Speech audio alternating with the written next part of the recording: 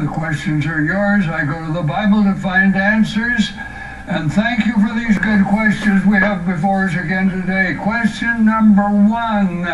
Where do I find a church that uses the old hymns? Dear friend, you have asked a hard question. All denominations seem to have taken some part in the music wars. Sadly, thousands of churches today seem not to know the difference between worship and entertainment. If you're going to find a church that really worships God in spirit and in truth, you will need God's guidance. You'll need the Lord to help you. And now let's get to question number 2. Are we living in the last days? Well, St. John, who lived and wrote 2,000 years ago, said that he was already in the last days. 1 John chapter 2, verse 18, little children, it is the last time. And as you have heard that Antichrist shall come, even so now are there many Antichrists in the world. So John said that we're living in the last days for the last 2,000 years, but Jesus in Matthew chapter 24 told us not to jump to any conclusions that time had really run out. He said, but by the end of time, it will be Noah's days repeated, and universal evangelism. The gospel will be preached in all the world for a witness. And so apparently the signs given in the Bible of the end time are so general that almost any generation can recognize them and so stay alert for Christ's return. And now question number 3, is wine wrong when one is old and sick?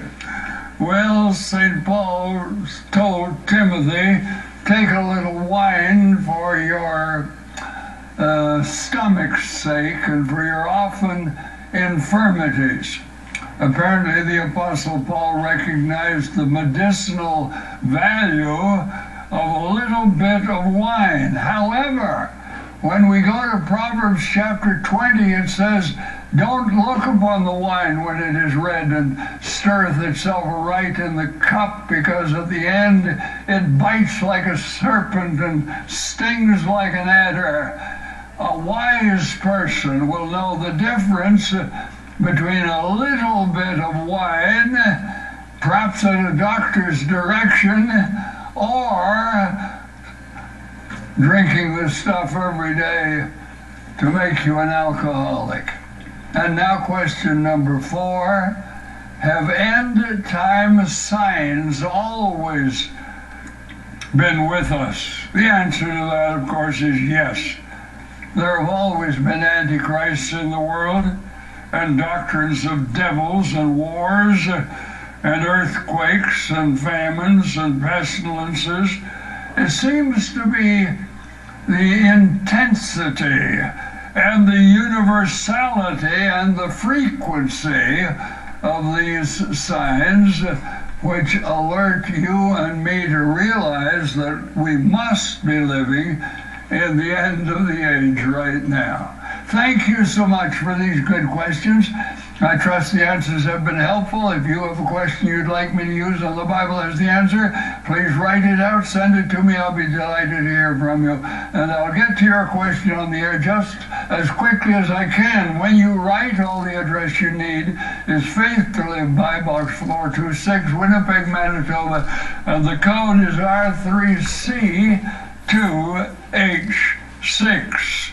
Rick now, I cannot tell why he whom angels worship should look on me with favor.